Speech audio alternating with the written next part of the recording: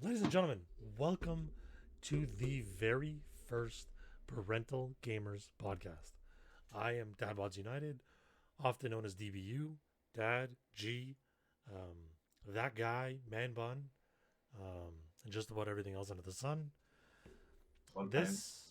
This is Andy. I am Andy, TTV. Hi, I'm Andy. I'm gonna nervously drink for most of this. And I'll be talking to myself. Welcome to my Twitch page. So we'll be alternating throughout mine and Andy's Twitch pages, airing on each other's streams, recording at various times depending on, how that episode happens to land. So why don't you tell us a little bit, Andy, about your page and what you play, what about your community, who you are. Oof. Well, play predominantly battle royales nowadays. I used to before the streaming world. It was all first-person shooters, Halo, Destiny. Before that, the Nintendo 64 world, on the map, all that kind of stuff. But once I jumped into things that interested me on the streaming world, it's mostly BRs, PUBG, then Apex, Call of Duty, all that fun stuff.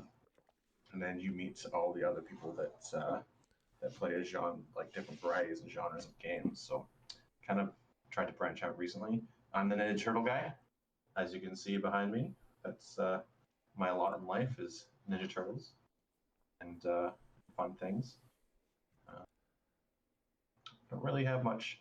I have a small community that's shared amongst a few people. It's kind of an amalgamation of a bunch of others, but they're all kind-hearted and nice for the most part. Most of them call me bald, which is kind of sweet. But It's a term of endearment, affection. yeah, it keeps me level, because God forbid my head would get too big and bald. Well, I mean, the screen is only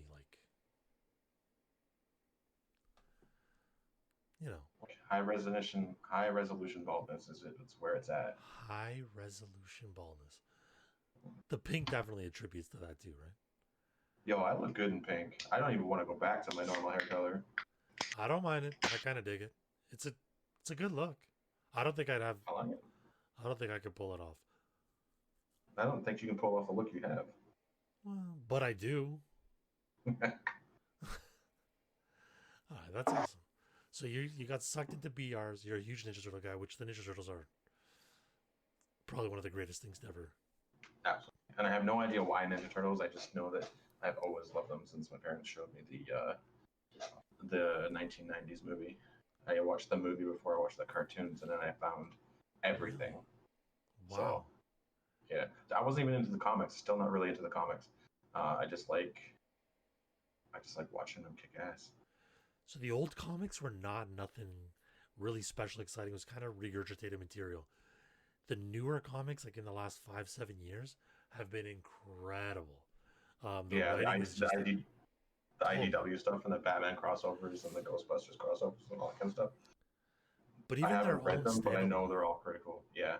Their own standalone stuff has been really, really well written and really cared for. You can tell that they finally have a team that really appreciates the history behind the franchise. Yes. And then the new movie coming out that they've got Seth Rogen producing it. And that's going to be live action, right?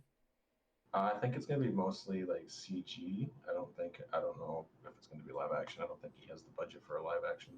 Because there hasn't been a movie that stands up to those suits. Nope. Jim Henson did it right, and then he passed away, and his son tried to do the second and third one, but it went the wrong direction. It's like they got younger in the second and third movie for some reason. The second one was good. The third one was the third one or the fourth one when they were samurai? The third one. There was no fourth. Okay, so it's the second one that I like. The second one was in the subways of New York. Yeah, the Secrets of the Ooze. When they find the subway station. Yeah. Yeah, that was awesome. I mean, the turtles are pretty cool. They were a big part of my childhood growing up. Growing up in the early '80s, it was definitely the cartoon first. All the action figures, the cars, the big ass truck that shot the pizzas, um, and then moved into the cartoons. Sorry, the live action movie. Personally, though, they were only cool or the coolest until I came across Batman, and then that was it. Yeah, I was actually going to ask. We'll get into it in a second, but we're going to try and make you answer all the same questions. Like, introduce yourself, your community, what it is you like to play, and give us a bit about yourself. Let them know.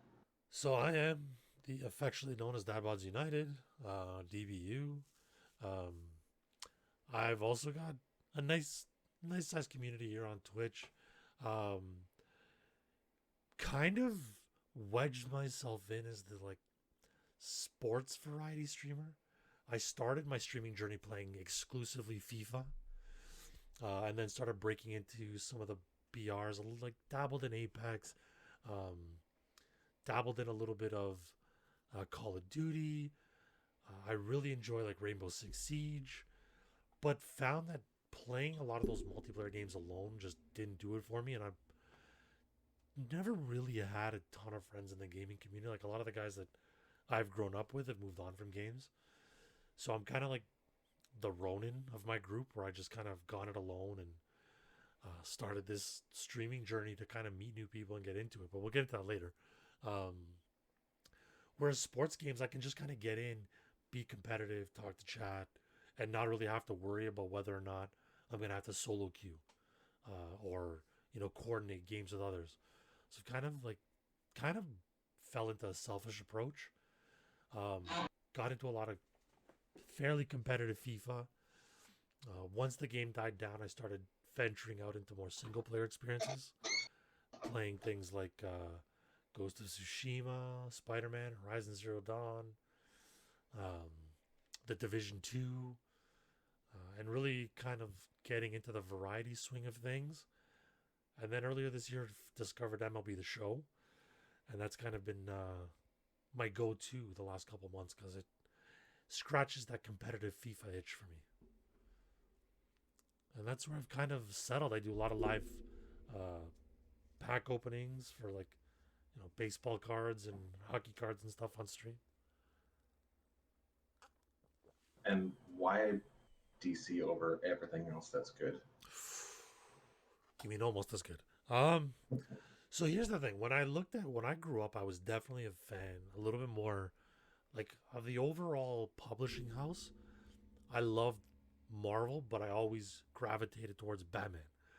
I fell in love with Marvel because they did such a great job of capturing your imagination and helping you fall in love with the hero, the colorful costumes, the look, like the kind of snappy personalities, but you always fell in love with the superhero themselves. As I grew older, I grew an appreciation for DC because they write their characters in a way that have you really fall in love with the person behind the mask and understand the depth and variety of character. Like they really get you to understand who that hero is and what their driving motivations are. So that's kind of what I've always loved and respected about DC. They've always shown a little bit more attention to the person behind the super suit and kind of gave you that false sense of hope that you could be that guy, Yeah, I can appreciate that because I think Marvel sticks to their world of the actual superhero rather than the character behind it, whereas DC definitely sticks to the alter ego. Exactly. So it was one of those things that made it easier to fall in love with those characters and understand them a lot more because they were legitimately like people. Like you were learning more about Bruce Wayne over the years than you ever did about like Tony Stark or even like Captain America. There was so little was really paid mind to. Yeah, okay. I'll accept it. Yeah, no, it's rule of law, man. You're on my page. It's my house. Damn. That's cool. Like, so you were saying that you've really ventured into like the BR space. What is it about the BR genre that has its hooks in on you? Like I've seen you jump into like Hyperscape, and some off the like out of the top games Yeah, outside the Apex and Call of Duties and stuff. I think it's just like the low key competitiveness of it all, like an opportunity to be better than so many people in the same lobby. Okay. Like you play when I was playing Halo a lot, it was always like Team SWAT or Slayer or whatever, and you get to play with friends and you try and get the most kills, obviously win the game and that kind of stuff. But you're only better than the 8 other people or the 7 other people you're playing with until the next lobby. But in like BRs, you have your team and like with Apex, 30 other squads. So the opportunity for me, it's just like I have an opportunity to show that I'm better than this many people. Right. It's not necessarily. It's not like I'm going around saying, "Oh, I'm better than all of you." It's just like a nice little thing for me. It's like, hey, we just won this. This squad is better than the 29 other teams that just dropped in. And PUBG was kind of like that. PUBG was a lot on a bigger scale with the solos you could do because I started playing solos and I had friends that started playing the game and we started playing together. But it's fast paced. It's nerve wracking. I remember the first time I won a game of PUBG, I almost threw up because it's so scary getting into like that top 5 situation. Like oh shit, like the jitters, the shaking that you get, Well, you've and also this put still forward. happens. Sorry, It like still you also happens. put forward so much effort to get there. Like Mm-hmm. between, especially in a game like PUBG, which I have limited knowledge with, but where like you're truly scavenging for gear and stuff. Like it's not as abundant from what I've come to see as some of the other BRs like your Apex or your CODs. Like what you find has a certain weight or value to it compared to some of the others. Correct me if I'm wrong. Yeah, I mean, I haven't played PUBG in a hot minute because it's always been broken for Xbox and consoles, but there's a set place that you can. There's always set places you can play that you're going to get more loot. The RNG is obviously going to be better where you have more densely populated with buildings, so it makes sense. The Right. places that people aren't likely to land isn't where they're going to find guns, so it kind of forces you into a battle if you want to. But yeah, I don't know. It just BRs brought me back into like the gaming fold. Like PUBG brought me back into enjoying games, where I've now just started to like branch out. I've been playing Rocket League for a long time, and that's kind of the same idea. It's very competitive, but it's a lot of fun. Um, and then there's games like Marvel where it's very chill, and Destiny where it's very grindy. So it's definitely like streaming and BRs have brought me back into like the love of gaming again, where I'm willing to branch out and find the things that interest me the most. Okay. It's just kind of yeah, it's kind of started ballooned from there. So It's it's been kind nice. of it's kind of like I was mentioning about like FIFA and even now MLB the Show, where it kind of scratches that competitive itch within. Whereas if you want that more chill experience, you'll play a Marvel. If you want to, you know, loot grind, you'll jump into a Destiny. You'll find Sure. depending on what your feel or what you're looking for in that given day. Mhm. You can Yeah, kind of and not to mention the people that I got to meet. I mean, most of the communities that I am or was a part of at one point, we kind of all met in the BR world. So a lot of those friendships, those relationships that were forged were, um, they're all kind of like unforgettable at this point, even the right. bad ones. So yeah, Yeah. See, that's a very different experience than I've had. Like I was saying, like all my competitive games, I'm a bit more selfish when it comes to competition, I guess, because I don't like to rely on other people. Partially because, like, especially in the shooter realm, I've not the greatest because I haven't focused on that. You know what I mean? Like, my yeah, focus has been on sports games. Like, FIFA for me is 2,000 games a season. Like, at 20 minutes a game, you can start to do the math, and yeah. that kind of starts to really add up, right? Like, Mhm. um, so for me, that's where I was like, I never had to rely on anything except for what the game puts in front of me. And that's where I've somewhat struggled as a gamer, getting older and like feeling like I'm missing out sometimes on some of these Yeah. BRs. Well, that's Because the thing though. As the older we get, our reflexes die. Like it's hard to play sports in the real world, and now we're just trying to do it with our hands, and it's still increasingly difficult to do that because everything's slowing down. I I do quite well considering I'm 31 years old, trying to keep up with a bunch of kids that are increasingly better than me.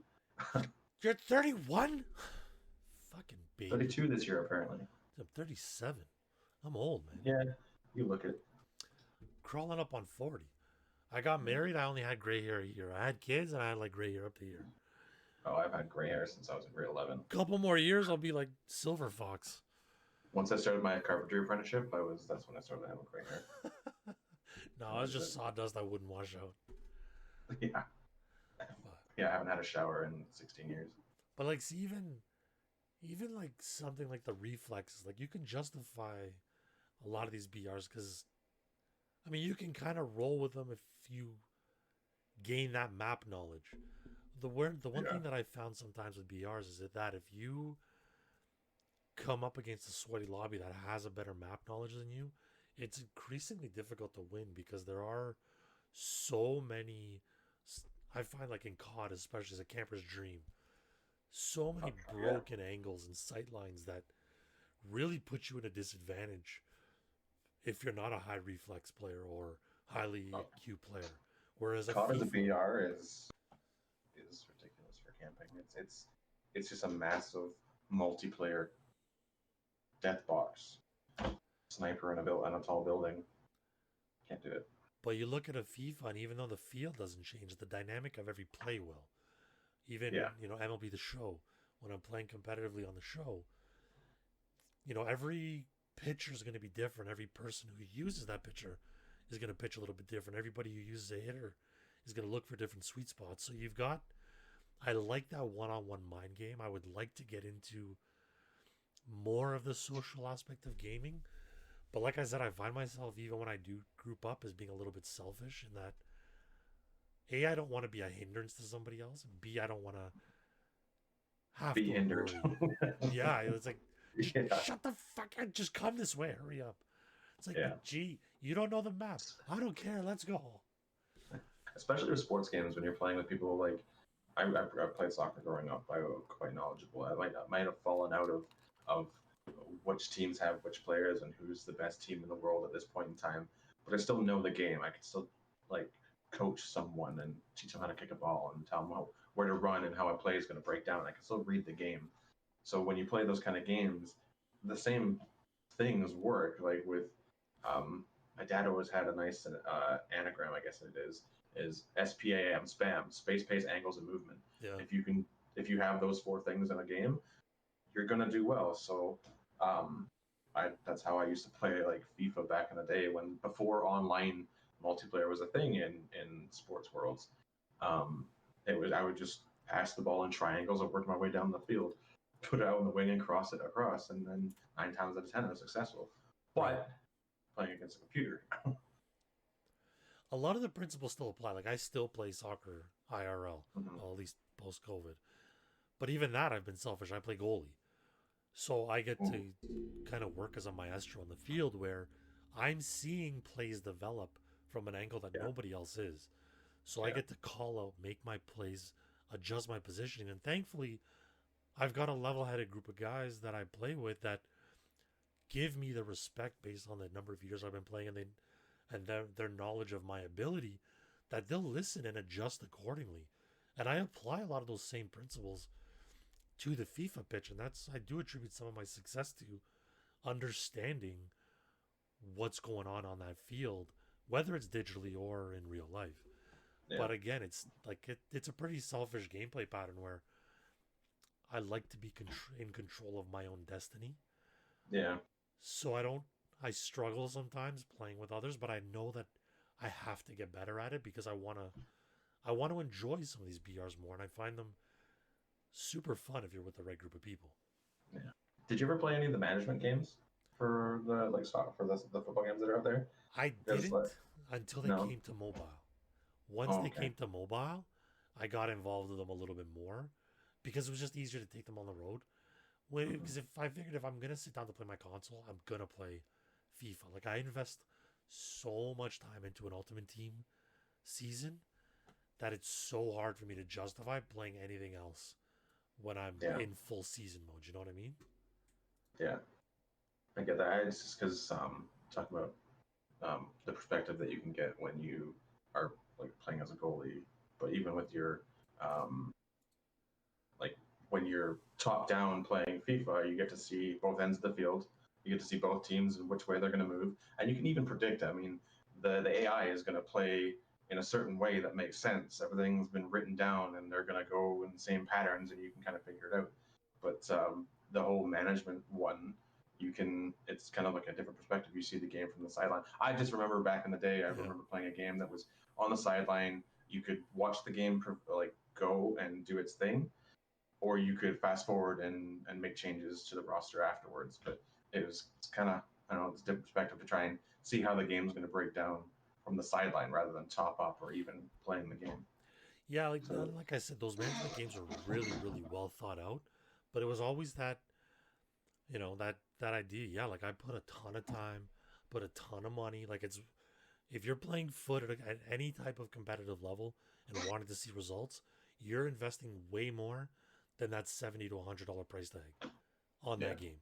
Like I've already pre-ordered the Ultimate Edition to FIFA 21, knowing full well it's gonna be, it's $130, and it's basically a reskin of FIFA 20. I get that.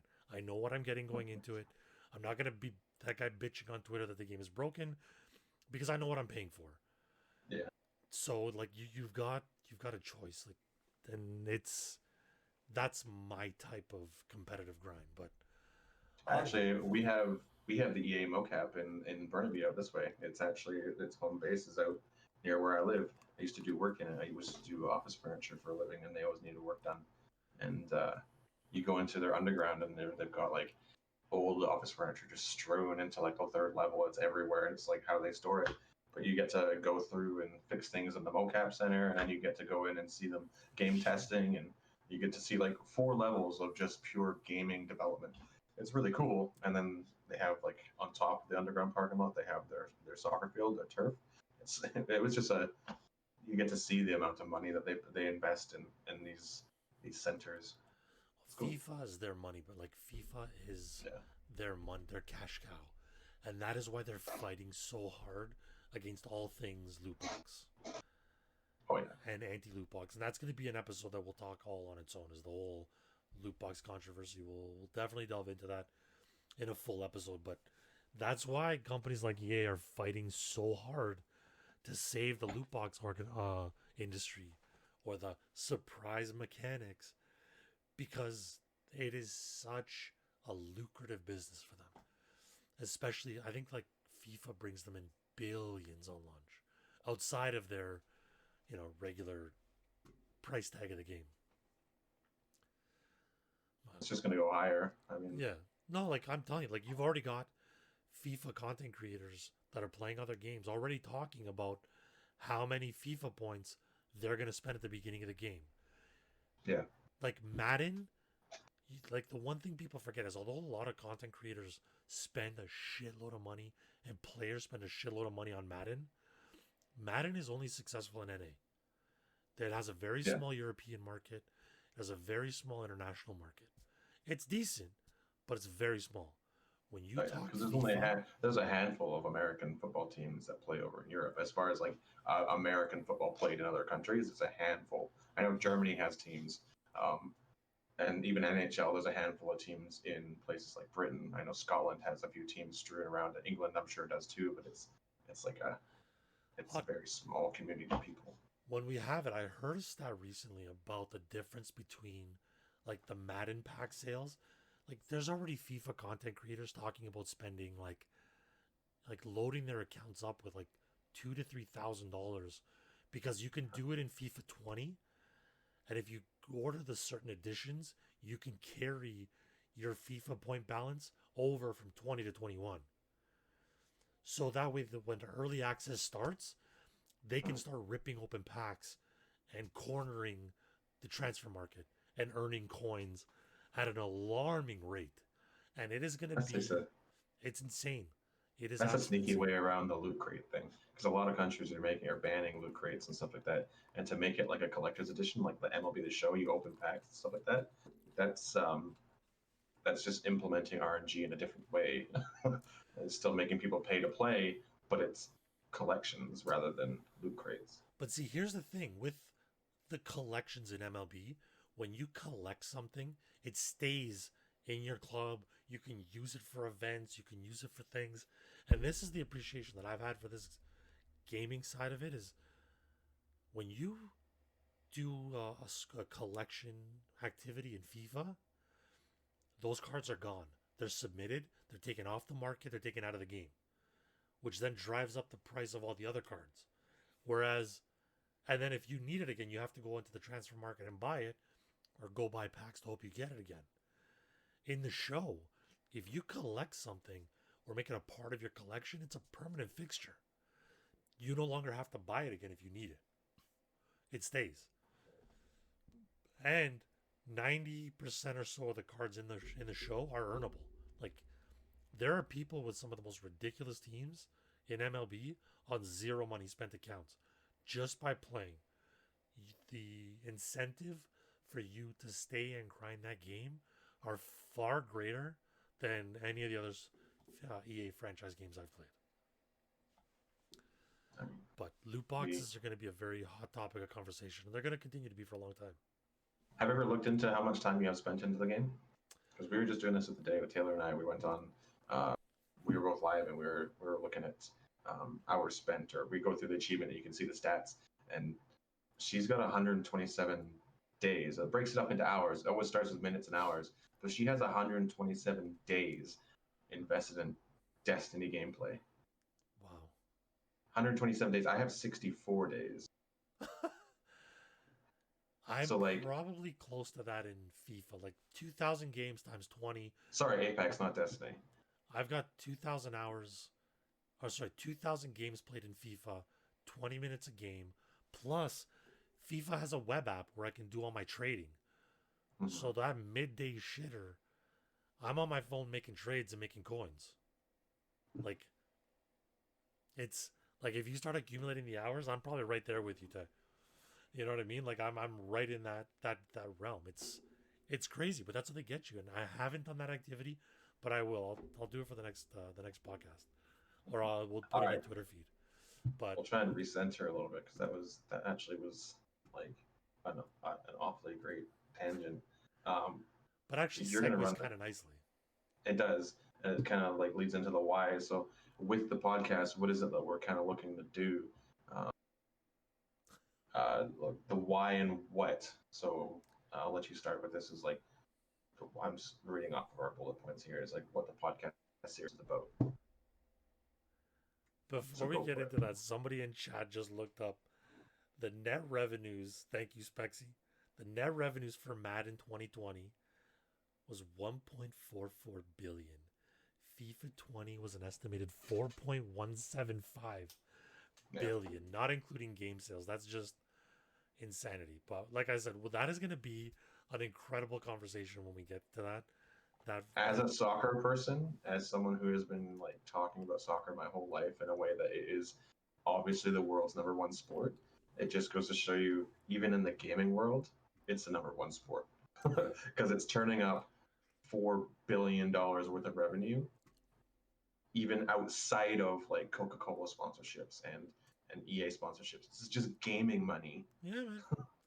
It's insane. But anyway, no, sorry, to answer your previous question, the what and the why, like this series. So Andy and I started on this journey, maybe like 6 weeks ago, about something really just like kind of planted the seed of this idea and really taking a look at what we wanted to do. I think it took us, of those 6 weeks, like maybe a week and a half to put this episode together, and about 5 weeks to just come up with a name.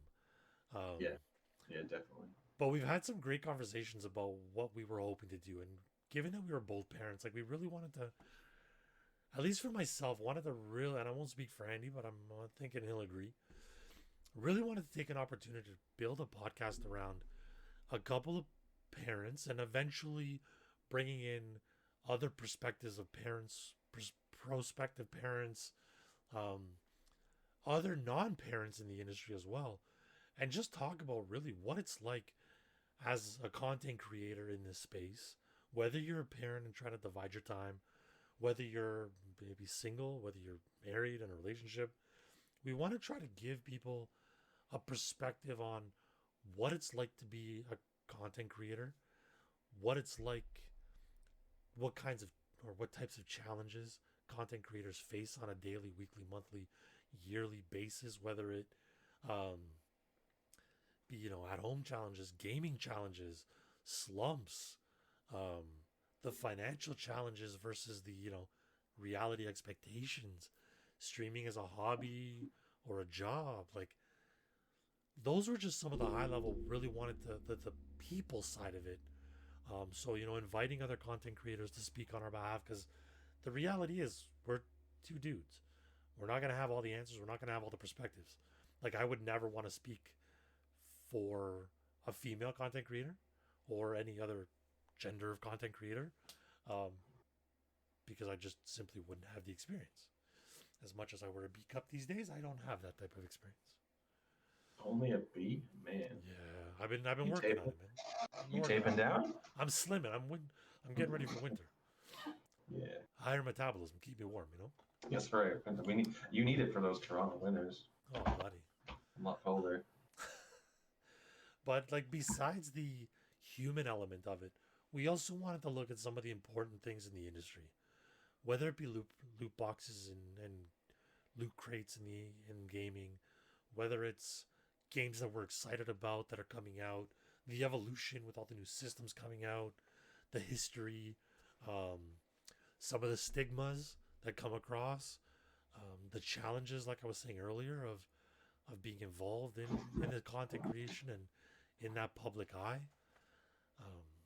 The good and the not so good about the world we chose to be a part of. Yeah, like, there's a lot of misconceptions. Like, the whole idea, what do you mean? People pay you to play video games? Like, no, not exactly. Like, that's not what this is. And no, often people don't.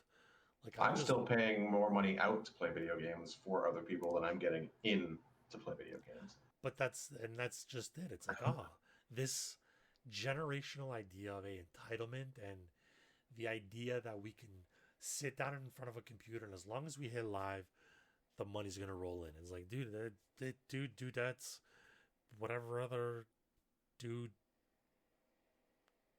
you want to throw in there. It's not that easy. It's not that nice. It would be cool if it was, though, right? Oh yeah, like, it'll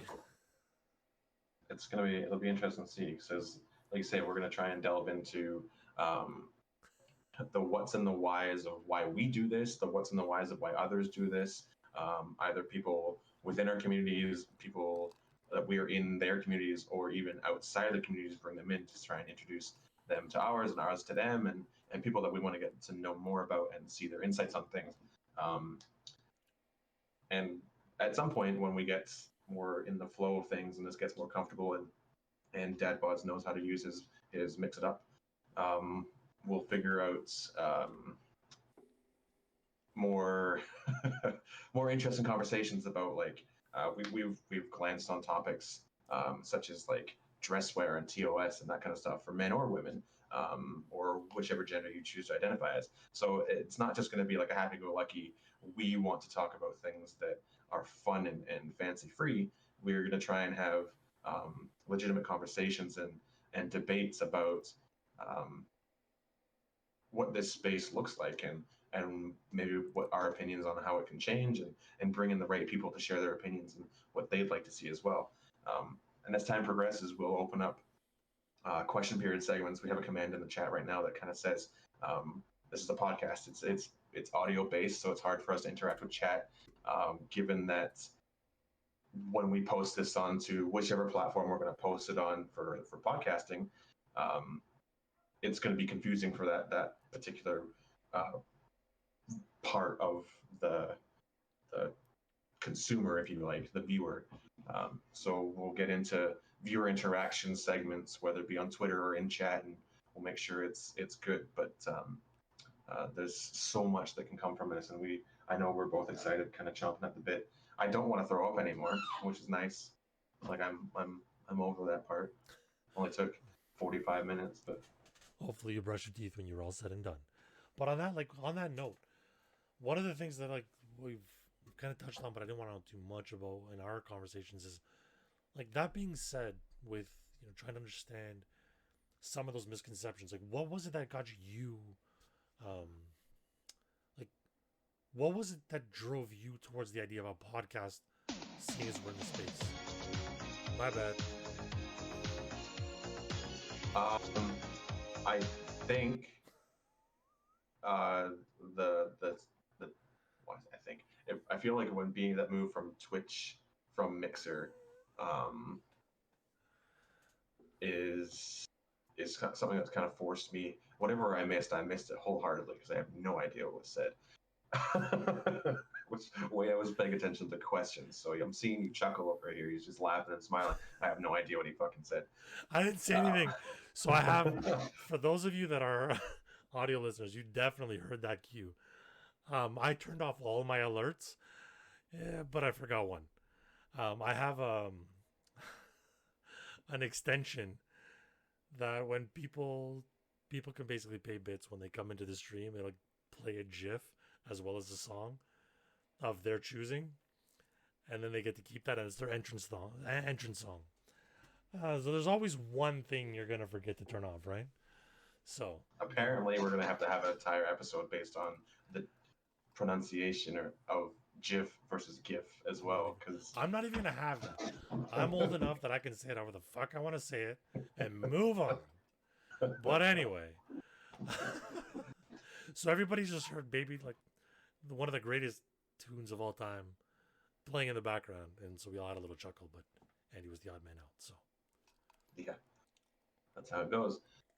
I'm odd, and you'll learn that as we go on. But sorry, you were saying so the shutdown from Mixer to Twitch kind of had you looking to diversify. Mixer was a small world compared to what's out there in the streaming world and the content creation. Obviously, like your Twitch, your YouTube are being the forefront of everything. But you come to Twitch, it's so vast, it's so big. There's so many people doing the same thing, and for someone of my particular caliber within the content creation world, it's not enough for me to just play video games in front of people. I'm a very laid back, chill person. I'm gonna try and keep this positive and try and not say I'm boring as hell, and that's why people don't like coming into me. I'm very the people who like me, they like me a lot. I'm a very particular type of streamer. I'm laid back. I talk to my people when they talk to me. I try and do my best with the games, and we move forward, and we try and do the same thing all the time. Very consistent, very laid back. They're very chill. But that particular space in the content creation world can only take you so far. I'm a very helpful individual. I can help you with your tech. I can help you with your audio. I can help you with your image manipulation. I can probably throw up a decent advertisement for you. I can set up your Discord. I can do all these things. But on Twitch, there's so many people that can do that also. On Mixer, it wasn't so much of that. So it was easier to be recognized on Mixer for the things that I was helping doing. But on Twitch, I couldn't be that for so many people because there was already so many people doing that. So it forces your hand into creating other types of content. So I tried to do YouTube content. I say try, I'm still trying with a tutorial series for the Mix Up Bot. My biggest enemy is myself, is I don't delegate time for the projects that I should do for myself. This is something that I followed through with because it didn't just impact me and my content, it impacted your content. If I don't do this, you don't do this, and it's something that you want to do. So I know that I need to get my YouTube channel up and going on a consistent basis, but I won't because it's me that's affected, nobody else. But the transition is what made me interested in delving into other portions of content creation. Podcasting being one of those things. Plus, I have a face for radio. Most people are just going to listen to this. It's perfect. This is my jam. I've got a relatively soft, soothing voice. I've been told I can put anyone to sleep, and that's it. Work easy breezy. I have no comment. I'll let you dig your own grave on that one. Yeah, no, that's fair. Like it was a dicey couple of months there.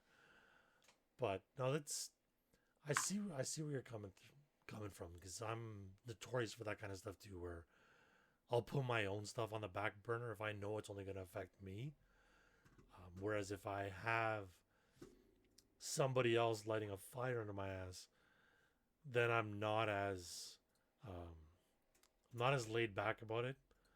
I don't tend to let things slide, although clearly with the notifications still going off, I could say otherwise.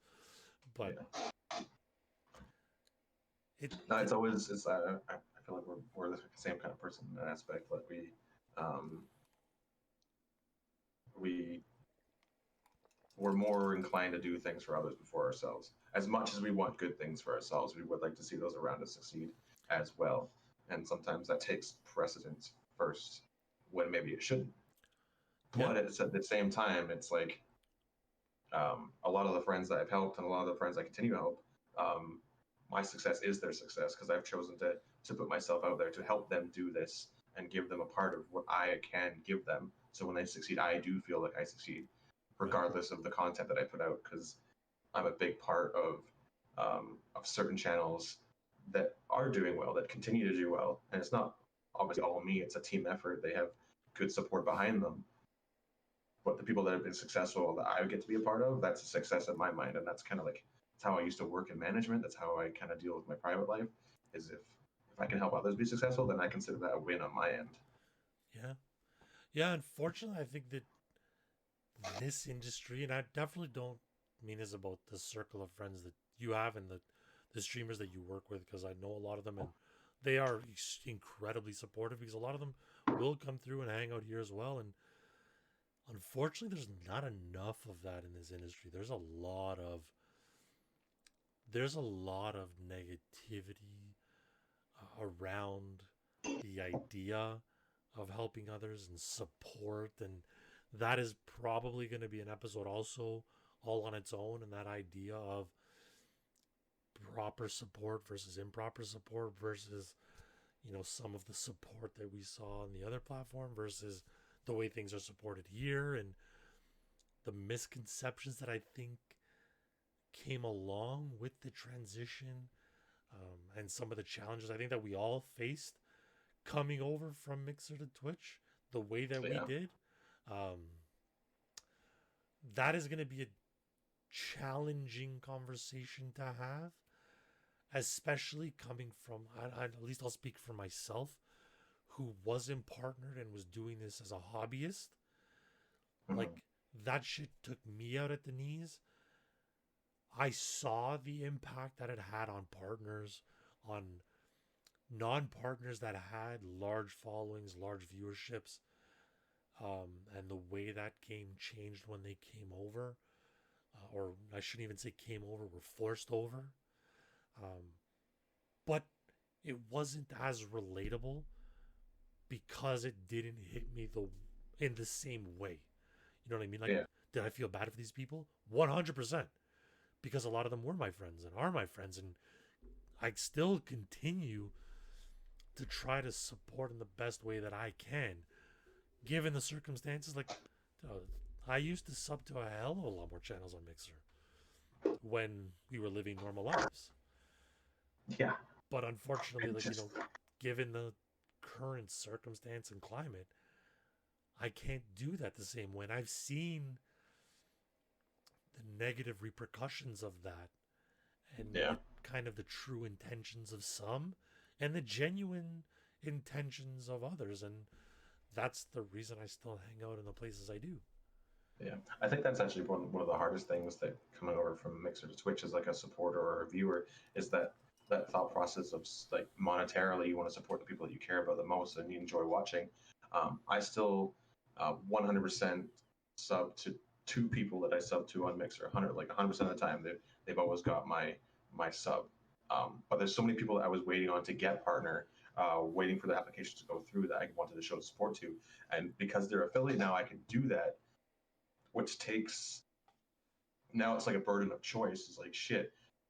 I want to be able to support them all, but there's just no way I can. I get 2020. I can barely support myself, let alone throw $4 or $5.99 to somebody, even on 1 month. Because let's be real, like $6 it's not a big amount of money, but it's also like 6 packages of baby food. it's no, but that's the parental reality of this podcast, is talking about stuff like that. Like, even myself, like, the experience on Mixer was different. I was doing box openings. I had a disposable income working full time, doing fairly well. I could afford to have 8 or 9 subs channels, especially when they introduced the Microsoft points. Like Yeah. those were avenues I would do. Like I mentioned earlier, box openings, cards, like packs of cards all the time. Now it's like, listen, chat, like given 2020 and the way it's going, like I've got to choose. I went on months of government assistance, like having to make financial decisions that I hadn't had to make before in order just to have the things that I wanted to do on my channel. Like, if I unfortunately have to choose between subbing to 10 people or opening up a pack of cards that's gonna get my community excited, I'm gonna open a box of cards and try to hang out as much as I can in other streams. But the financial side of this conversation, or this my approach to supporting others, had to change, especially in lieu of coming over here. Like everything was different. Like guys that, like, I thought my content looked aesthetically great on Mixer, but they were like non-affiliate, 25 follower individuals, and not knocking them, but just starting out, that their setups like shit all over my best day. You know what I mean?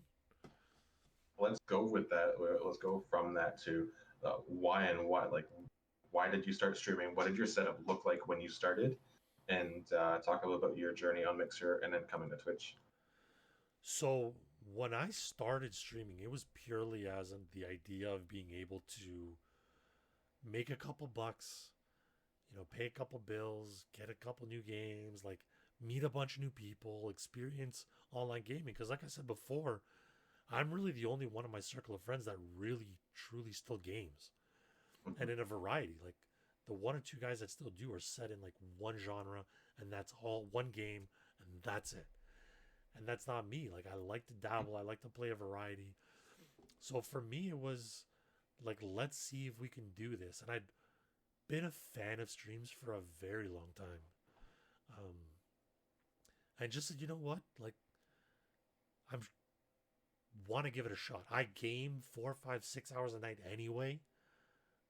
Why not just sit my ass in front of a camera and see what happens? I didn't think I was going to enjoy it as much. I definitely was that guy that thought it was easier than it is. Yeah. And that quickly changed very, very quickly. But decided to start on Mixer because I was watching a lot of the top tier streamers like the Nick 2080s, the Neps, the Castros, and watching the level of toxicity and that ugly side of Twitch when you get into those channels. I was like, fuck that. Imagine, like, they're doing this to him. Imagine what they're going to do to, some nobody at the bottom of the directory if they even find me. Yeah. So I was like, let's try out Mixer and have some fun with it. Little did I know I was going to stumble into some of the amazing communities that I did and meet some of the awesome people that I did. And kind of fell in love with it. I didn't meet you till later. Don't flood yourself. You met me on Mixer. Shut up. Yeah, but it was like on the tail end. Yeah, that's true. But my setup was balls to the wall. Like this that you see is basically how I started out. Like dual monitor. I had a TV for a monitor, a gaming monitor. I picked up the PC, single webcam, extra hard drive. The only thing I've added since starting was a second webcam for pack openings, a ring light, and a stream deck. Everything else, I went in day one. I was like, look, I need a PC for the home anyway. Let's get a computer. And when you go to one of your other cameras, it looks like you're in a closet. Well, this one here... Where are you streaming from right now? I'm in a corner of my basement. This is a double door closet right behind me. Okay. So there's more in front of you and more to your right then? So out in front of me and then all the way around is my basement. It's an open concept basement. It took me months to realize how bad my mic was, because my wife would sit on the couch just beside me here and watch TV, And half the time, my chat knew exactly what she was watching because they could hear. Like, I had people quoting episodes of Friends in my chat because they could hear, like, Joey and Phoebe going off. Who can't do that? Oh, I could. I've never watched Friends front to back. Oh my god. Um, I've done it like 6 times. You haven't lived unless you've done that. but I had the time of my life streaming on Mixer. It was great. I'm loving my time on Twitch, and my experience in the transition has been great. And we'll get to that. But I want to know what brought you into the streaming world and how your setup has evolved. Mixer was Mixer. As I hadn't heard of it. I figured, like you said, I'm playing a bunch of video games. I might as well do something. I was playing video games very rarely when I started, but my setup was Xbox, go live through Xbox and stream. And then the more and more I started going into it, I started seeing like friends were getting PCs and they were buying webcams, they were getting capture cards and all these kind of things. And it was like once the bug took hold, I needed to get all those things. So it was just like slowly upgrading. My PC couldn't handle what I was doing, so I had to upgrade the PC. So I bought a capture card first, figured out that the capture card was too powerful for the PC. That means the PC had to show up. So it was a slow progression of getting things, but it wasn't as slow as it could have been. And we all know Mixer gave a lot of people opportunities of getting a partnership before they even upgraded to PC. There's like I can think of at least 4 people that got partnered just streaming through Xbox and using Lightstream. Which is And awesome. I used Lightstream. I used it for a little bit, but it's also very dependent on your upload speeds. I had really shitty upload speeds, so it showed. So there was really no benefit for me to do that. And as things progressed, things got better, things got nicer. I started using GIMP. I started using Paint.net. I started doing my own graphics. I started doing this, that, the next thing, and I got relatively comfortable doing those things for myself. And it just kind of blew up from there. It's like it opened so many doors as far as like I want to learn how to do this because I want to make this look better. Right. Like it was definitely something that I started on a whim, saying why not? If it goes somewhere, great. If it doesn't, also fine. I'm gonna just keep doing it. And now it's this addiction, this thing that I can't see myself giving up. Interesting. Interesting. I don't know if I have this, if I share the same sentiment. Like, I think we're in different positions because I have more of a hobbyist approach to it. Yeah. Don't get me wrong, it's not something that I would give up easily. Mm-hmm. But if I had to make a choice, like people ask me, like, would you do this full time? And at this stage of my life, I honestly couldn't say yes. Because my risk would far outweigh my reward. Oh yeah, for sure. I understand like, that. I would have to be, and that's not the industry that you can guarantee anything. I would need to be guaranteed the same paycheck every month. Right, and that's hard enough on its own. Getting paid once a month, that's a different challenge on its own. Yes, it's a great fantasy to be able to do this full time, and I'm super happy for the people who can do this full time and can survive and pay their bills and do well. All the power to them. That's a nice place to work towards. But at the end of the day, if I can get it to pay for my Wendy's one day or pay for my beer, that's great. It's not what it's about for me, but if it does, fantastic. If people want to support me in that way, fantastic. If they just want to chat in my chat, fantastic. It's like I say, it's opened up relationships, friendships, and there's people that'll be a part of my life for as long as I can see because of what we do. Yeah, I agree. Like I've told my community that like I would love to be that like 200-300 sub a month guy. But the reality is I don't believe I'm there because I don't put in enough extra effort. Like I come live, I'm active on Twitter. I don't really do much on my socials. Like in terms of, my Instagram, I'm not into the whole TikToks, and I don't do any of the YouTubes or the extra stuff to get myself out there. You know what I mean? And for me, it's never been about supporting my family. Yeah. Rather just at least covering my expenses here and the things that I do. Like last month, my payout went into buying 3 boxes of baseball cards that we opened on stream, Yeah. and I mailed out a bunch of the autographs for as a sub giveaway.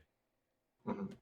Like for me, it's about being able to put it back into the people that have given to me, whether it's Yeah. here in my stream or to those that have been here to support me in my growth and in this endeavor, right? Like, and if it pays for me to maybe get a couple packs of cards for myself or a box of cards for myself, then awesome. But if not, it's like I want to be able to do things and have fun with it. So, I'm trying to diversify my lineup of things, and, whether it's the website or this podcast or, featuring on other casts or whatever the case may be.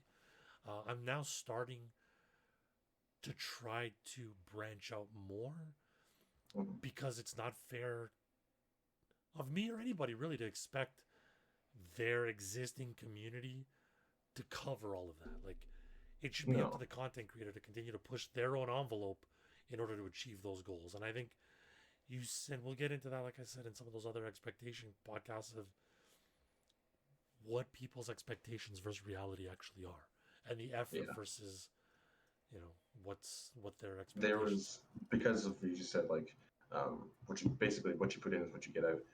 There's a content creator on YouTube and Twitch.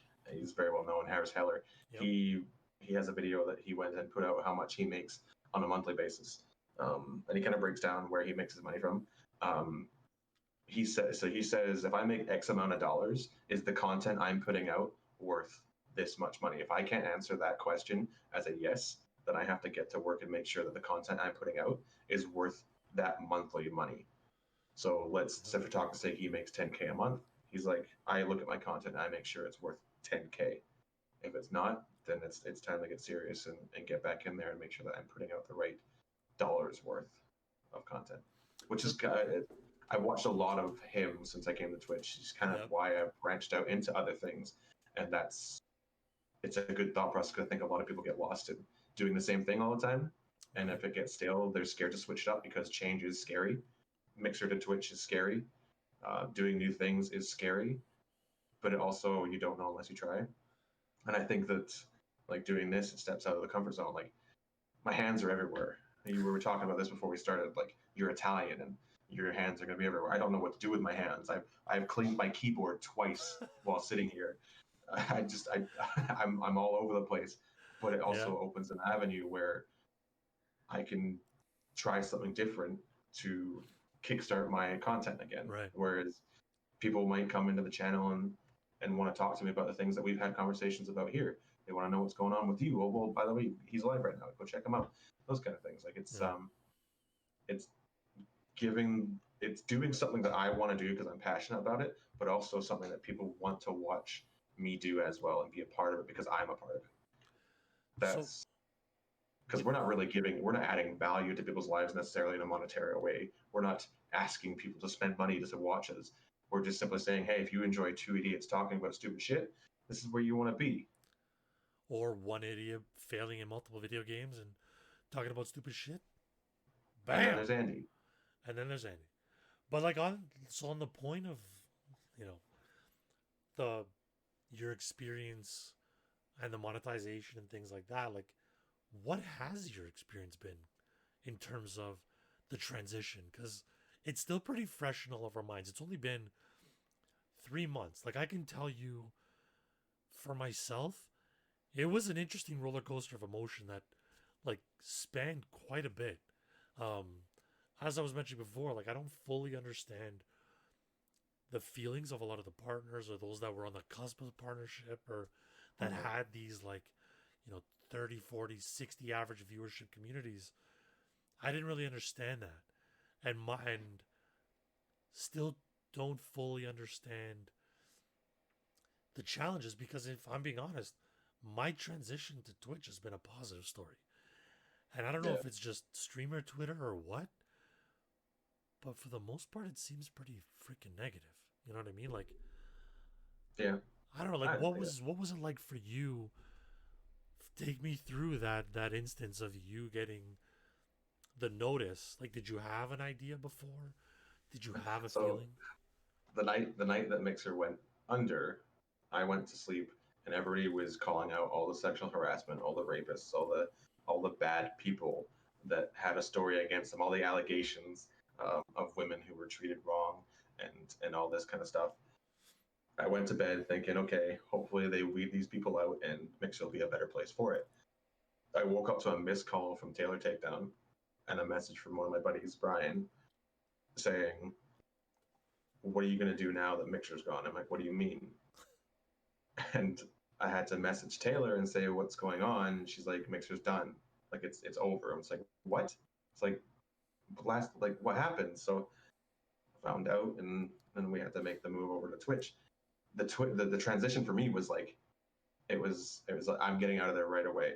And the reason I left right away was because Mixer had come out and they had said they're going to double their payments to the Mixer partners. The Ember payments are going to be 100%, this, that, and the next thing. So my way of showing support for those who needed it more than me was get out, give the viewers one place to go, which would be the friends that I support on Mixer that need this as their daily life, so that they're not spending embers on me. They couldn't sub to me anyway, but they can't donate to me. Right. They can't find me. They can't give me embers if they can't find me. This is where they can go to do those things. And that was what I thought was a way of supporting them, is by saying, okay, Mixer's done, I'm out, let the people who can benefit the most benefit, which was kind of followed suit by most people were getting out as fast as they could so they could make their careers on Twitch start. A lot of people went down with the ship because that's what they wanted to do, whatever reason they had. It is what it was. But for me, I would say monetarily more successful on Twitch than I was Mixer. Would have been nice to push for that partner because I was close. I was like 150 followers away from getting what I wanted partnership-wise, and I think I actually was a good shot for it because I had a growing community. I had good viewership numbers. I had active engagements on Twitter. I was doing good. It was growing nice. It was growing steadily. It was growing how it was meant to grow. Right. Fast forward to coming to Twitch. I obviously not at that follow count, but that's obviously has shown that it does not matter whatsoever. Everybody came out when they found out where I was. They came out. They followed. They got me to affiliate. All the same communities. We all got to affiliate all at the same time. Everybody was pushing for partner, and it's just kind of like it just brought things together as okay. So my effort wasn't for nothing. Right. I still have the things that Mixer was going to offer me as an affiliate. I just don't get that little partner badge. Right. Is what it is. But that was the one thing for me that was kind of a kick in the pants. Like I obviously 2 years I worked towards that, and I have a screenshot for every 100 followers up until Mixer stopped. Shit! Wow, really? And every time I hit my 100 milestone, 1, 2, 3, all the way through, I have a screenshot of the day that happened, and it's such a progression for me because you can go and you can see the dates that the screenshots were taken. Nice. It's like December 19th, 2018, I had my first 100 on my birthday, and then nothing for so long, and then like 500 was like 7-8 months later, and then out of nowhere I blasted to 1,000 and I blasted up to 1,800, and then Mixer died. Wow. And it was like my progression was very, very slow, very particular, and then all the work that I was putting in was starting to pay off, and it was showing, and then nothing. But I can't say it was nothing because I came and those people still came over. Right. I still have that support. It's just the numbers don't match the work that I put in, if that makes sense. No, it does. And it sounds like we had somewhat similar experiences. Although so you gotta remember, like I only started streaming early October, so I'm coming up on 1 year of streaming. My last day of Mixer was 750 followers. So I was nowhere near monetization. But I was starting to my content was really starting to groove, and I was starting to find my niche and build my community and find all those avenues of success that I'd been looking for, and got into a headspace like for myself. I'm don't know if that person's still here or not. I'll call them on maybe.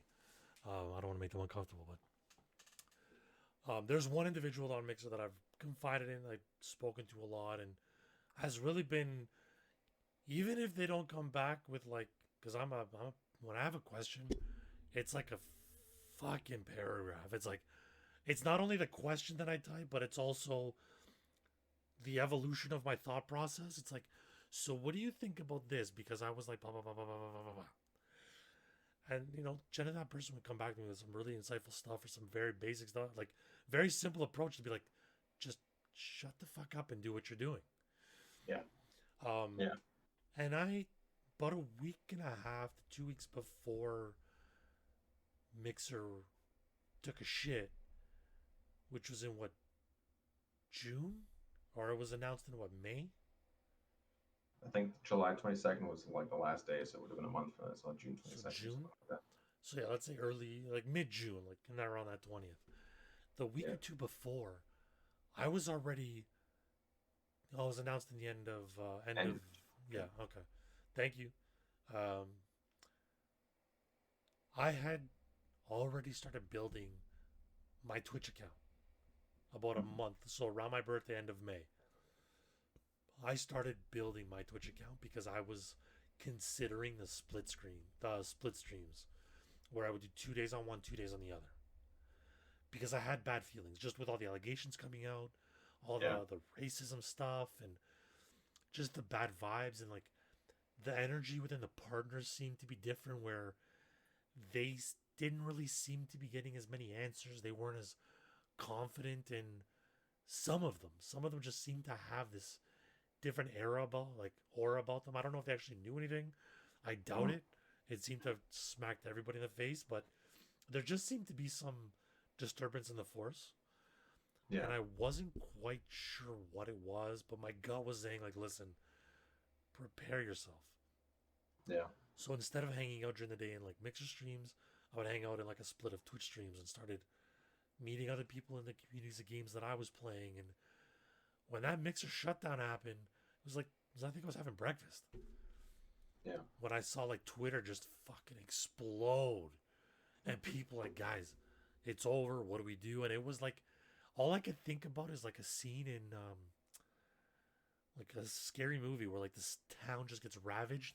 People are jumping in their cars, grabbing whatever bags they can, heading for the hills. There's accidents going on, fires being lit, and just chaos. Guys, here's my Twitch. Send me your link. Send me your link. Do your link. And it was just madness. And like I said, I'd already started to prepare myself.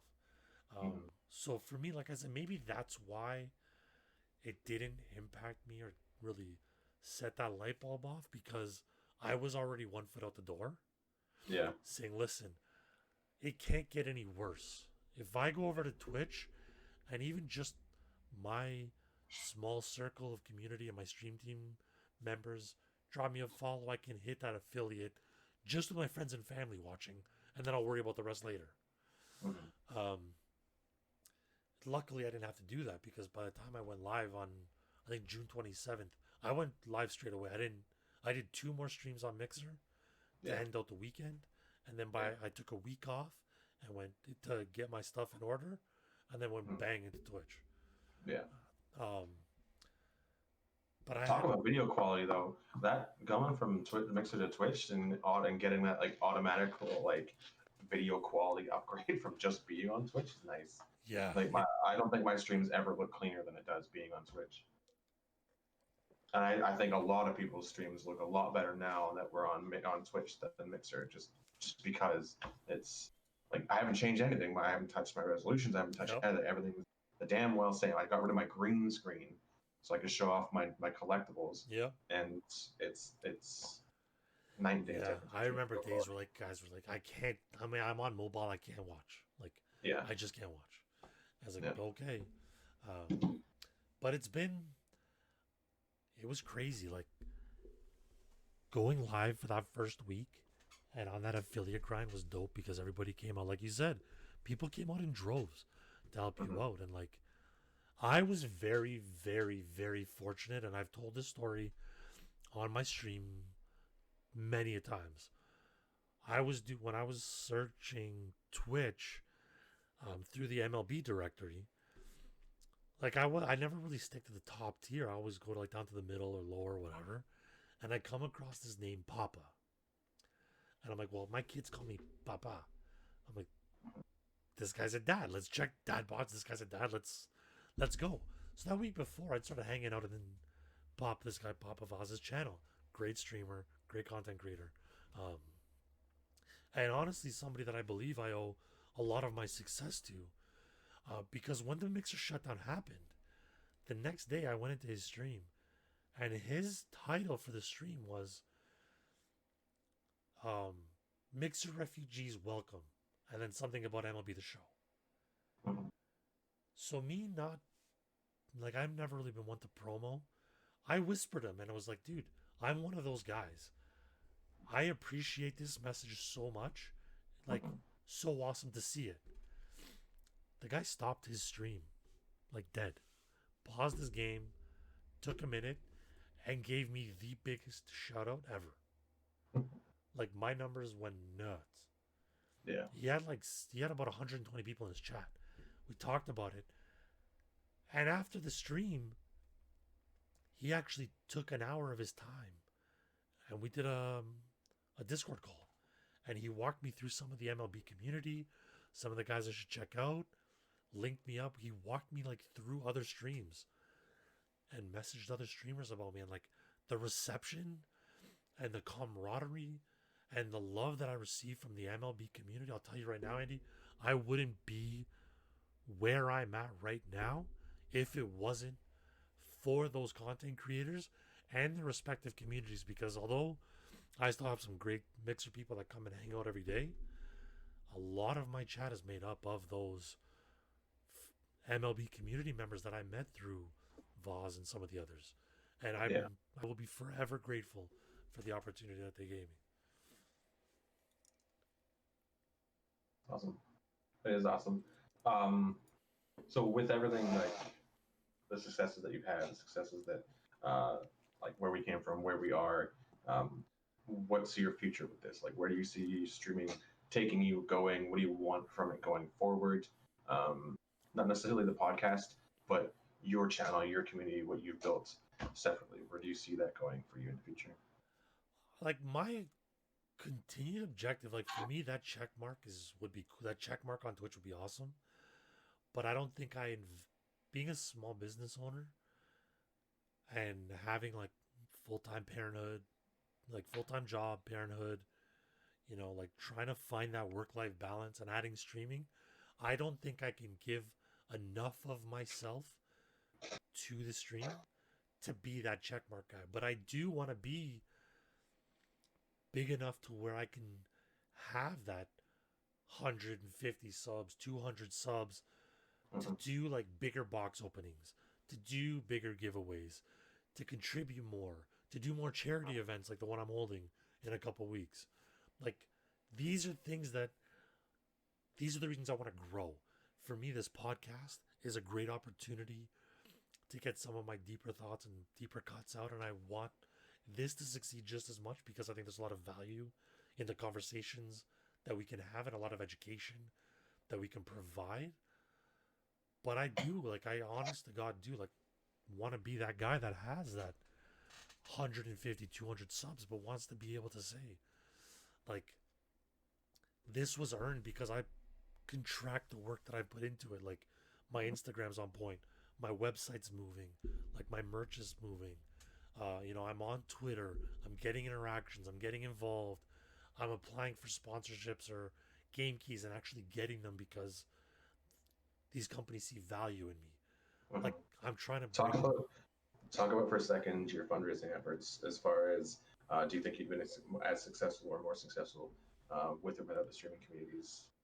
Like, would you have delved into, because I know you're going through your own personal health battles, but do you think you would have delved into the fundraising side of things without streaming, rather?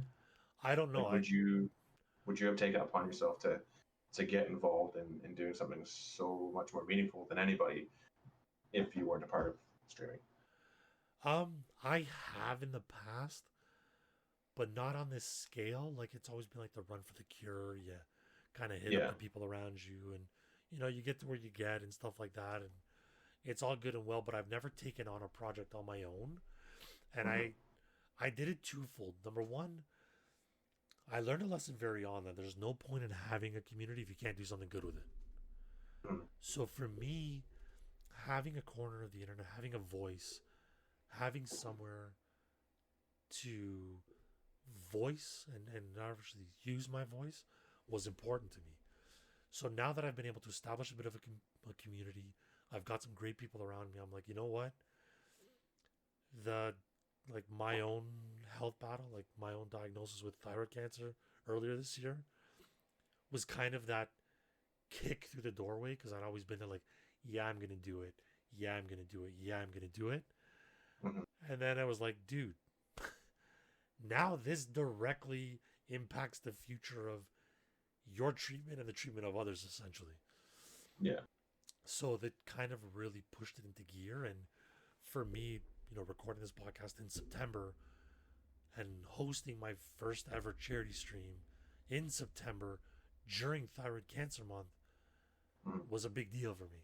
And it was really something that I wanted to deliver. And I'll tell you, the response has been insane. Like, I thought I came up with the shirt idea because myself, when I donate to something, I like the tangibility of something. Yeah. Like I contributed to this, so I got something cool to like memorize, like to remember that moment. So for me, I wanted to do a limited edition T-shirt, and I was like, okay, I'll sell like 5 or 6 to friends and family. It's cool. Those who don't want to buy the shirt can donate directly to the Canadian Cancer Society, and we'll hit. I'll try to hit $1,000, but if we do, we do. We don't, we don't. We're sitting like a week away from the charity stream. We've sold 37 shirts, and we're at like almost $400 raised. And I'm like, holy Nice. shit! Like that is more than I could have ever imagined, Hmm. and just so blown away with it. But for me, it's been an absolute trip, and it's been amazing to see like 3 other content creators. I've got screenshots of 3 other content creators wearing the shirts during their streams. Like I walked into those streams and I had a tear in my eyes. Like holy fuck! Like the love and the care and the attention to this effort has been incredible for me. And I know you do an annual fundraiser event too. Like, how has that been for you? Ooh, I know you've had some, I guess, brushes with it in terms of family and extended family. Um, but how have those events, like, what triggered the idea of having those events for you? Uh, the first time that we got into the Color to Conquer uh, Cancer Foundation, or fundraiser rather, is because a community member, um, and at the time a close friend, had come to us and said they had like a rare form of a skeletal cancer that comes to pass that they were less than honest about their condition and they weren't actually sick. Um, but when we got into it for the right reasons, I started it. I colored my hair, and I had a couple friends, that kind of reached out and said they want to be a part of it because of the reasons that we were doing it. Um, Taylor being one of them, and then at the time another friend that's gone on the wayside as far as we've parted ways. But the reasons why we did it were solid. The reasons why we did it were soulful and community based. Like we wanted to show support. We weren't obviously raising money for this individual, but we were raising money for the cause, so that this would maybe happen to somebody else. And that particular year, which was last June, um, May actually they do it every May, so it would have been last May. We raised $10,000 Wow. for the Princess Margaret Foundation, based out east, and that was amazing. We did it was huge. Like that was just mixture coming out in the biggest possible way. Community on community on community on community coming out, hosting, rating, you name it. They came out in droves to support this cause, but they didn't know necessarily the why we were doing it. We kept that kind of secret because Right. the community member didn't want to be outed. They didn't want their stuff to be public, which we now understand is most likely because it was all false. But it doesn't change the reasons why we did it. So instead Right. of not doing it this year, for me personally, I underwent it myself this year in a way that it was I was organized and executed by me, by myself with the support of others in a different way, Right. because this one person's reasons weren't factual or true doesn't mean that it hasn't affected my family. Right. My mother, my uncles, my grandmother, my immediate family. Like it's there. It still needs to be taken care of. And why would I turn my back on those people just because one person, like that one person's lie, still led into $10,000 towards a great thing. So Right. like I thank him for being that kind of asshole, because it still led us to being good, wholesome people that did a Right. good thing, and it brought a lot of people together to do that. So, and then this year we did again. We raised $2,000 with a goal of 1,000, and a bit more of an undertaking to do by yourself when you don't have those bigger communities kind of behind you. But I think that was very on purpose this year. The people that I have been involved with previously always pushing me to kind of undertake things on my own and have my own successes, which is good. The only reason I want their involvement is because I want it to be more successful. But I'm at a point with my streaming and content creation that I can be successful. I can hit my goals. I can do what I want to do with this. Because at the end of the day, it's not really necessarily the number of money raised. It's the Right. fact that you're doing it at all. Right. If I've been in talks with these people that run the Princess Market Foundation for 2 years almost now, they ask me questions of how they can better their program. I've been consulting for them for quite a while. Discord Nice. calls, phone calls. They're very interested in the story that I brought to them, or they asked me about, and helping them through some of their fundraising efforts that they've been going through. And it's been a fun opportunity to help them through it, but one that I wouldn't have had if I didn't go through with what we went through last year, and continue to do now. So it's nice to be pushed. It's nice to push myself, but it's also nice to be able to. When I first did this last year, it was, I want to use that, like you were saying, you have a platform to do something good. You have a community that's do good things with it. I wanted to do something bigger than myself, and this was an opportunity to do something bigger than myself. Nice. Yeah. That's great. I definitely would not have been able to do any of that if it wasn't for streaming. It would never even come to my mind to do that. Right. I would not do a run for cancer. I would not cycle across the country. I'm 270 pounds and 31. I shouldn't be the weight that I am, but you're not going to see me on a bike that won't cave in, unless it's a motorbike. And even then, that's a danger. So this was something that I could do. And on the gaming aspect of things, someone who's been a gamer their whole lives, there's so much speculation and misconceptions that gamers are just in their parents' basement. I know you're streaming from a basement right now, but it's your basement, so it's okay. It's not my mom's. I have the mortgage to prove it. I'll be forever in debt for this basement. This thought process, this misconception that gamers are these useless pieces of society that don't contribute. Well, I've got $12,000 over 2 years for Cancer Foundation research that says otherwise. Okay, it's not putting food on my table, but I've contributed to something that's bigger than myself. And I would not have done that if it wasn't for video games and streaming. So it goes the extra mile to say, you're wrong. There's billions of dollars in this industry. And they just said it earlier, $4.1 billion in just FIFA alone. Imagine that kind of money. That's just FIFA. It's just one game. That's not even a game. That's just the packs for after.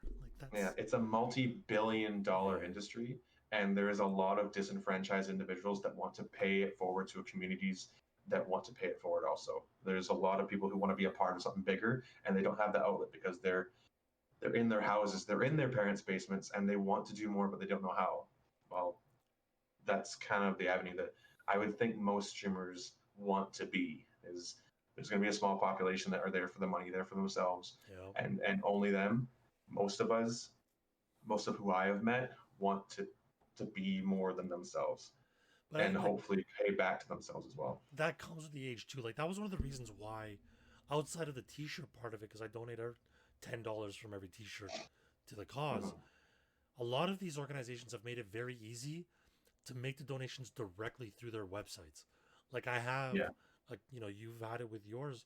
Like I have a cancer fighter page through the Canadian Cancer Society that you make your donation direct, which means you're not losing on the PayPal transaction fee to me, and then I'm not losing to them. It goes one shot. There's still, their percentages and their admins and whatever, but a far greater percentage is going direct, and you don't have to worry about whether or not your money's going to where you want it to go. Like I tell people all the time, listen, like I told my community at the beginning of the month, if you can only spend $5 on me and it's going to be for a sub, I would rather you sub again in October, November, but put that $5 towards the charity. Whether it's a t-shirt, whether it's a $5 direct donation, I don't care. Like, for me, losing my Twitch revenue for a month is not going to make or break me. It might make things like, might make it a little bit harder to do community things in October. But at the end of the day, what does it even mean? Like, if I'm giving back to a cause that is now incredibly important to myself personally, like, how could I ever, like, I don't know, it doesn't equate when you see some people like, nah, well, I'm doing this, but, I don't want to get into that conversation. It's dangerous. It's a slippery slope because I'm gonna offend somebody. Yeah. But I'm not gonna get into that. I think we touched on a lot of great things tonight, and one of the biggest things that I really want to get out there is that, like, we are parents essentially first. You know what I mean? Like, we have lives outside of streaming. We contribute to society for the most part outside of streaming, whether it's jobs. I mean, COVID has kind of taken an exceptional kick in the pants at everybody. So things are different. But under normal circumstances, like, we're both working. We're both coming home from work, doing stuff with our respective families in our own way. Juggling stream times and responsibilities and things like that. Like, this is not somewhere to come if you're looking for the latest and greatest bits of information. Like, I really want to, and I think Andy will agree that eventually in this podcast, we will get into some of the tougher conversations around the industry and outside the industry. Like, we're not only going to have people that are in this space, but other professionals that work in other areas that also have to juggle work-life balance. The ideas and the misconceptions that we talked about earlier, some of the incredibly challenging stigmas that come along with streaming and the content that you put out there, where it ends up, how it's perceived, how others perceive you, and the idea that maybe people aren't as wholesome as we'd like to sit there and believe they are. But I think we're gonna touch on a lot of hard truths as this podcast evolves. Right now, we are aiming for basically every 3 weeks. Am I correct, Andy? Yeah, every 3 weeks, with obviously the potential for more frequency depending on, supply and demand. Like, if we have the time for it, people are enjoying what they listen to, what they see, absolutely, we'll try and do more. But 3 weeks sounds like a decent amount of time that we can put out thought out content, so that's not just cut and dry, cut and paste, same thing every week kind of thing. So like we talked about, we don't want to be in a position like where we're overstepping in areas of expertise that we're not experts in. So we're going to take our time to do our due diligence, make sure that if we're bringing on a guest that they're vetted and really understand what they're there to present and talk about, and be a part of, be willing to be open and honest. And really just, again, we're not here to talk shit. We're not a drama channel. We're not looking for any of that, but we are looking for open, honest, challenging discussion that may butthurt a few people, but at the same time, hopefully enlightens many of those people to understand that this isn't, like Andy said, just a bunch of punks sitting in their basement. Like, people deal with some real world shit when they're streaming. The psychological challenges of streaming, the juggling of work-life balance, the realities of challenges and things that come across every day.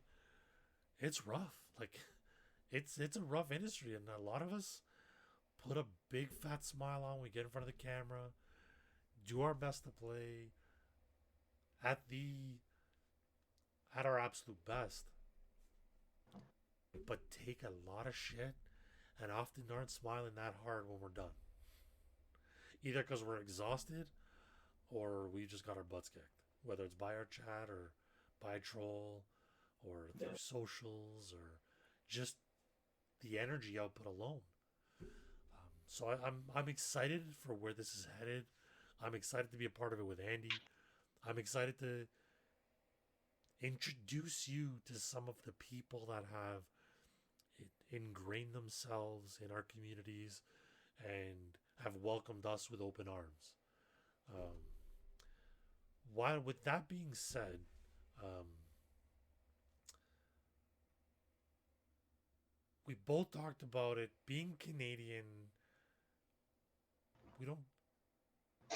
We wanted to just give a quick shout out, and maybe Andy can say this a little bit more eloquently than I can. But Yeah, I can jump in if you like. yeah, if you don't like, I'm a little tongue tied right now. Yeah. We were talking about this last night, just because we got together before we kind of brought out our debut episode. Being Canadian, there wasn't like a huge impact for us on September 11th. I'm sure we knew people who knew people who knew people who were impacted, and we have a lot of American friends now.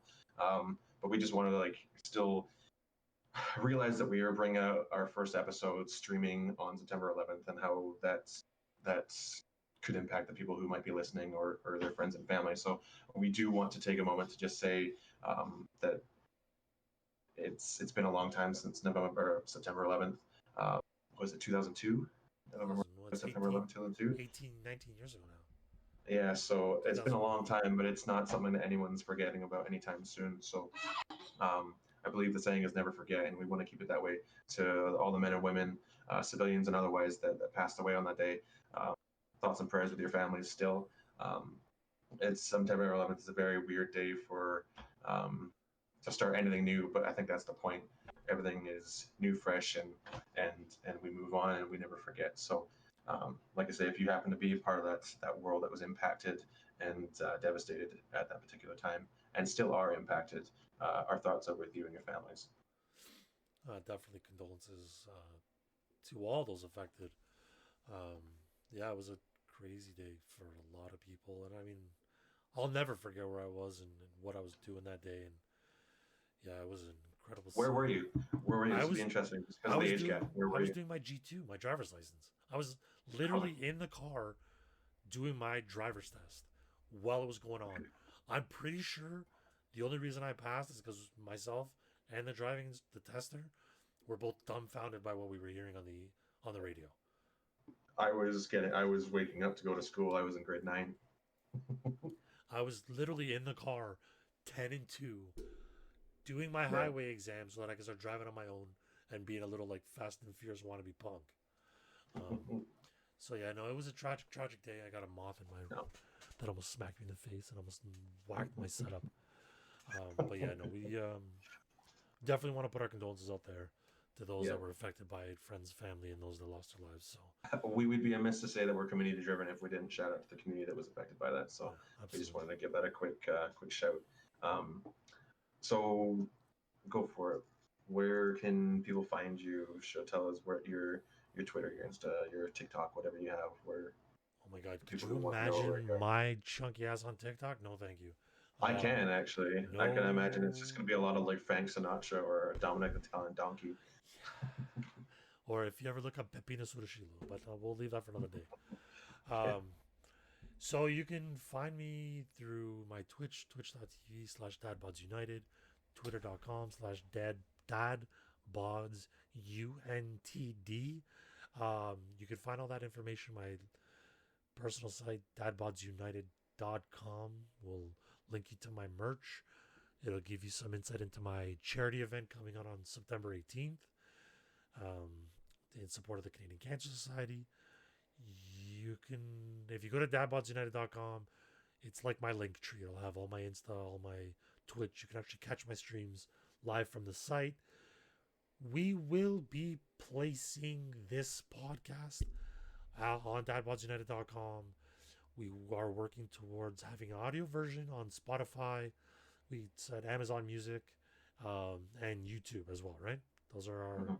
Yeah, we're going to see which avenues make sense, but definitely right now, until we figure out more, it'll be Spotify and YouTube, and like you said, on your website as well, which which I'm not sure how that's going to look. But as we progress, things will be easier. You'll know where to go and where to see it. So at this point in time, like we said, we're going to do every 3 weeks. So that would take us to the 2nd of October would be our next episode, which is going to be a Friday. Keep an eye out on our Twitter handle. Watch the Twitter for it's at Gamers Parental. So we are the Parental Gamers, but the tag we got was Gamers Parental. So just flip it. Fuck Twitter. And then DadBods, like you said, is DadBods UNTD. You can follow me on Twitch, Twitter, and Instagram at IamAndyTTV for all of them. And look at you, eh? Got the fucking matching handles across all platforms. Who the hell did you pay off?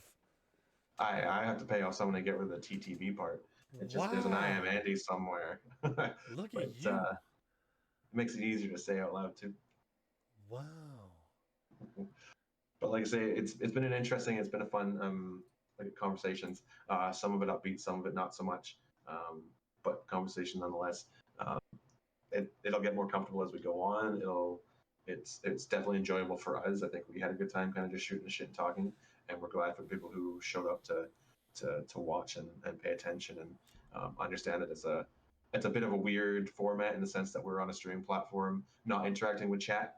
But like I say, we will introduce interactive segments, question and answer periods kind of thing. But for today, we just kind of wanted to kind of talk, get comfortable with each other, kind of let you know what we were doing and introduce you to us as two individuals that are trying to make a bit more out of the content that we create. So hopefully you guys enjoyed yourself, and I'm hoping you did as well. Yeah, like, hey, if you guys have questions for us, feel free to hit us up on Twitter, either individually or through Gamers Parental on Twitter.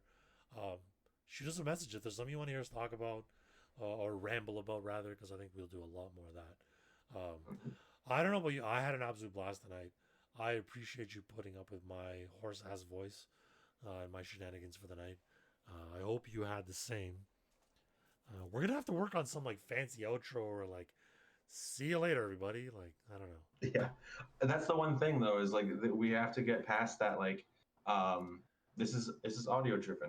We are taking upon ourselves to do a more visual aspect for the sake of recording, which is fine because I enjoy this aspect. People get to see reactions. I know when I eventually get into a giggle fit, people are going to want to say all sorts of things, and it's going to be what it is. Once I start, I don't stop with the giggles. It is going to be lots of fun. I gotta hear the Andy giggles. But from the audio aspect, it's just going to be like outro sounds. It doesn't have to be anything. It'll be fun. And I'm actually going to put out to the community that is watching or will listen to this. If there is anything that you guys are interested in, have questions about, hey, what's your guys' take on this particular subject? And if this is a subject that we're interested in and we want to delve into, absolutely, we'll talk about it and we'll see if we can make it into an episode. We're community driven. We want to hear what you want to hear. We want to talk about what you want to hear, but we also want to enjoy it ourselves. So don't be shy. Tweet it out to us. Get in contact with us individually on Gamers Parental on Twitter, and we'll go from there. But the more input we have from you guys, the better, to make this the best that we can, because that's kind of what we're in it for. We're in it for making the best content we can. And if we can't, for whatever reason, make your question into a full episode, we will address those questions within that, like this last section of each individual podcast. This is an opportunity for us to engage with a greater audience and a larger scope. We wouldn't be here as content creators without you guys. So as much as we can involve you as the listeners and our communities in this and bring those listeners into our communities, the more successful we'll be, and the more ultimately you'll get out of the content. Because, I mean, who doesn't want to listen to a couple of dads who play video games 5+ nights a week and drink and talk shit? Did I mention talk shit? I have a more dad-like body than he does because he's trying to lose weight. No. See, the difference is everybody's only ever seen me from the nipples up. I do that on purpose. Well, I can't help it. I do sit-ups on my stream, and people have seen my butt crack. It's not fair. You do sit-ups on C? No, I got no room for that. Like, I'm in the closet. Like, outside of hide and seek, I'm useless in here. Nobody's figured out, though, that this is a whole other room and that I could flip my card camera around and do sit-ups. but I wasn't gonna tell You anybody that definitely have anymore. like you have a Harry Potter vibe. It looks like you've been told you can stream, but you got to go under the stairs, sir. The stairs are actually right here. My TV is mounted. My monitor is mounted on the back of the stairs. But anyway, before I give everybody the layout to my back cave, I think we're gonna call it there. I am DadBods United. This is I Am Andy TV. We definitely appreciate all of you hanging out tonight, today, tomorrow, yesterday, the day after, listening to our rambles, our journeys, and I hope that you'll come back for the next one and discover more about what it actually means to be a streamer, or to be a content creator, or to be a parent while trying to do both. Or just overweight and balding on camera. I'm not balding. Sure. You're balding. I am. Ha. Not all about you, dude. I can't relate, so we can't talk. So we're gonna wrap this up. Like, thanks for watching, guys. It's the Parental Gamers Podcast. You'll see us October 2nd, Friday, 7 p.m. Pacific, 10 p.m. Eastern. Hopefully we'll have another episode for you. That'll be a lot of fun. We'll see you then. Have a good one. Thanks a lot. Look at you. Holy, you do have the face for radio.